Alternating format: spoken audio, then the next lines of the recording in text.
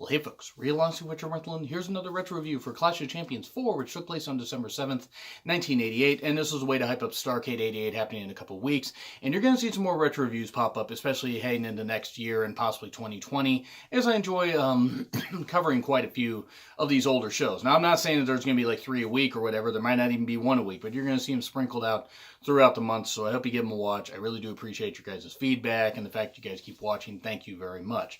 As for this show, bookended by 2 really good tag matches. The UTC Arena in Chattanooga, Tennessee, that crowd was on fire. That crowd really added a whole lot to it. They actually took what would probably have been a good show, considering like the 2 tag matches and the singles matches were here and there.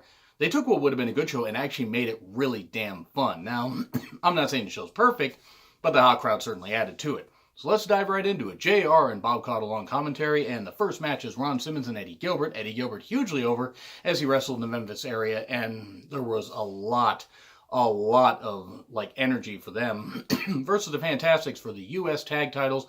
This is the finals in a tournament, and this was really, really good. It was really good because you had the Fantastics, who should be the babyfaces, actually working as heels. They were working on the shoulders of both Ron Simmons and Eddie Gilbert. In fact, they really worked on Eddie Gilbert's shoulder to try and get some sympathy for him. And it was a long match. It actually went, it was like 30, it was a 30-minute time limit, and I think they ended with about 30 seconds left. I mean, they ended with under a minute, but it might have been just like 30 seconds left. And good wrestling, good quickness by the Fantastics, as you would expect. Since they got booed, they started working on the shoulders and everything, working his heels, which was the right call because Eddie was over. Ron was a superstar that was coming up. I mean, like, I know he had just started recently, but he was getting some really good reactions. Good momentum switches, really good stuff. Gilbert did end up hitting the ring post, trying to go for the shoulder block, hits the ring post, and then gets rolled up by Fulton for the 1, 2, 3. And the Fantastics are once again the United States Tag Team Champions, and this was good stuff. It was really good. The crowd wasn't very happy that Gilbert and Simmons lost, but the Fantastics winning was the right call. And this was just a really, really fun match. Really good opener. I really enjoyed this. I really did enjoy this one. Give it a look if you can. It's a long match, but this is how good tag team wrestling really can just start a show off hot. And then we get Lex Luger and Tony Schiavone talking up Starrcade 88, and you get this throughout the show. And I don't like Lex. I think I've made that obvious before in the past, so I'm just going to move on from that. I hate very few people as far as like anybody in the wrestling business. From a fan's perspective, I hate very few wrestlers or very few people that were involved in wrestling, but Lex is one of them, and I have my reasons. Schiavone, though, got nothing against Schiavone. Then we get to Dr. S. Steve Williams as the new member of the Varsity Club, and that's Mike Rotunda and Kevin Sullivan. Kevin Sullivan, unfortunately, was there at ringside. Can't stand Kevin Sullivan either. He's an idiot, a piece of shit, and a terrible wrestler. But Dr. Death faced off against the Italian Stallion. Mike Rotunda and Kevin Sullivan cut a promo before, talking about Rick Steiner. And Rotunda said one line, "Stupid Steiner is stupid." Best line by Rotunda. That guy was a tax guy in WWE, and he was Captain Mike Rotunda, and he was all this, and stupid Steiner is stupid. Great line there. What are you, 5, Rotunda? Or whoever wrote it for him, I think it was 5. But anyway, so Dr. Death versus the Italian Stallion. I'm kind of staving it off here because the Italian Stallion, I don't know much about the guy, but the guy was not very good. I mean, Dr. Death is a tremendous athlete and tossed him around a bit. Yeah, Italian Stallion got in some shots. This match went on way too long. I think this was over 10 minutes. I think it was actually about 15 minutes. And it was way too long. Way too long. This should have been 10 minutes, and Dr. Death should have just squashed him. Now, he did end up hitting the Oklahoma Stampede Slam, big power slam for the 1, 2, 3. So Dr. Death got the victory, which was the right call. But fucking Christ, I mean, this should have not gone on as long as it did. It just shouldn't. Dr. Death should just squash this guy.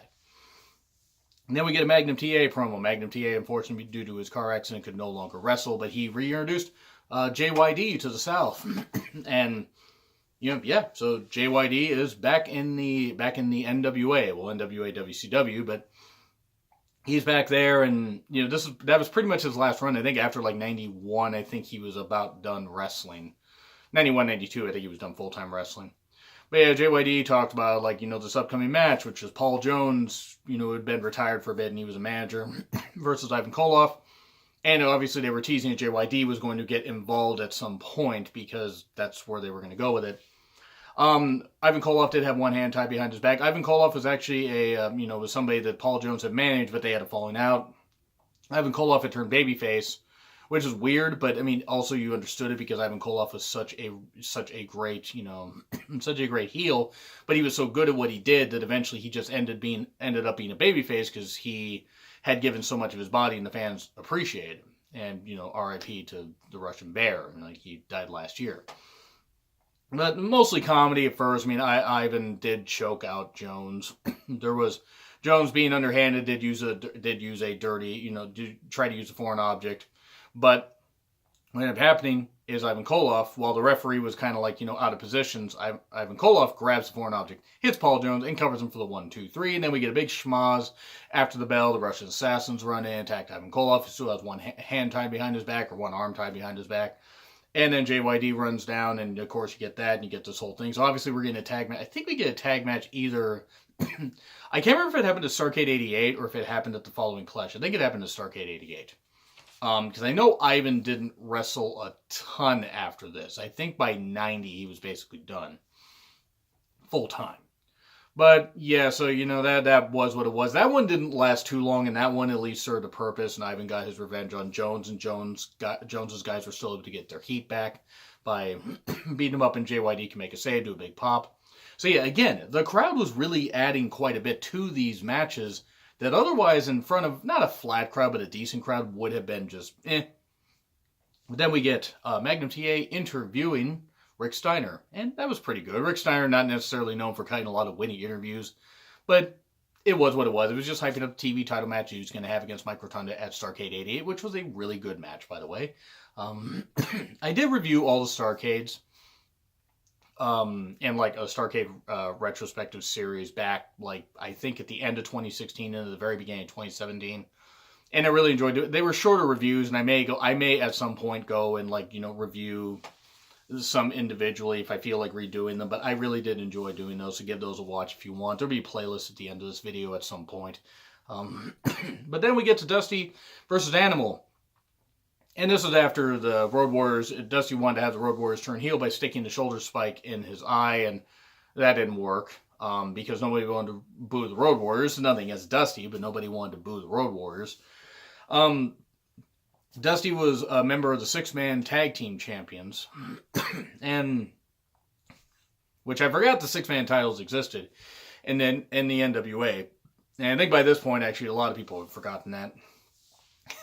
But whoever won this match would become the 6-man tag team champions and could pick their partners.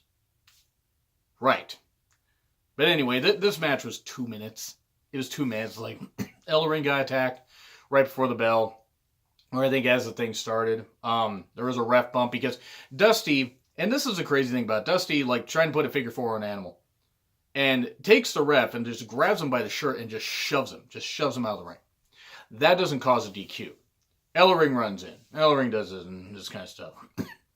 Hawk runs down. Sting runs down. Hawk runs down. They try to beat him up and everything. Sting runs down. That's the hype up the Road Warriors versus Sting and Dusty at Starrcade. The not even superpowers, but the Stinger powers, you could call them. And because Dusty brought in a chair, that's why he got DQ'd. Not because he took the ref and literally sent him almost into the first row with how he threw him, but just because he brought a chair in the ring. So DQ win for Animal, and the 6-man titles go for them. I don't know if the 6-man titles were mentioned much after this, or if they were just fucking scrapped. Because who were the Road Warriors going to bring in as their partner? Ellering? Ellering wasn't wrestling anymore. I think he only wrestled in a few War Games after he subsequently had to retire because his knee was completely destroyed. But yeah, I don't know if the 6-man titles lasted much after this, or they went away and then came back. It's like some of those titles are a little muddy to me as far as the vision. But anyway, this was fun as far as energy or whatever, but it was almost unnecessary because it was just a stopgap until you got to the match that Dusty was where he was gonna team with Sting against Road Warriors at Starrcade in 2 weeks. But then we get to the main event, and this main event was so fun. Midnight Express versus Ric Flair and Barry Windham. NWA World Champion and NWA US Champion versus Midnight Express, one of the greatest teams of all time. And of course, Jim Cornette at ringside for the Express and J.J. Dillon at ringside for Flair and Wyndham. Enjoyable, big fight feel, great tag work. Really just go back and watch this. This was fun stuff. Paul Heyman they put in a promo from Paul Heyman earlier, Paul Eat Dangerously. And it was just a hype up of the upcoming match the original Midnight and Jim Cornette's Midnight Express were going to have against each other. It was good stuff. It was enjoyable. There was at the end you had Eaton hit the leg drop on Wyndham, but Dillon tries to get in the ring. Eaton tries to run at him, but Stan Lane cuts off. Stan Lane attacks. I believe Stan Lane tries to attack J.J. Dillon. Cornette whacks Dillon with the racket. And a shoe is used by Ric Flair to whack Eaton over the head. Wyndham makes a pin for the 1-2-3. And so, yeah, the Express gets screwed over. They're basically full-fledged baby faces by this point anyway. And Flair and Wyndham get the victory and look like the dick heels that they are. Cornette cuts promo afterwards. And then that takes us out, and that's pretty much the end of the show. And this was enjoyable. I mean, I'm not going to grade it. If I graded it, it would probably be a B. But the crowd reaction really did give it a great feel. This probably would have been a C show had the crowd not been so damn energetic. But the two tag matches in particular are well worth checking out. The show flowed really, really well. Went by quickly. I mean, these clashes are only like an hour and 40, hour and 50 minutes. This is enjoyable. This is really, really fun, so I recommend you check it out. But anyway, what do you guys think? What other retro reviews would you like to see me do? I will be doing one of Super Clash 3 coming up, and one also comparing the Starrcade 83 and Starrcade 93 main events, mainly because they both involved Ric Flair, and it was 10 years apart. Anyway, agree, disagree with what I said? Like, share, subscribe, Twitter handle in the description. It's been Real Honesty with John Ritland, and I will see you soon.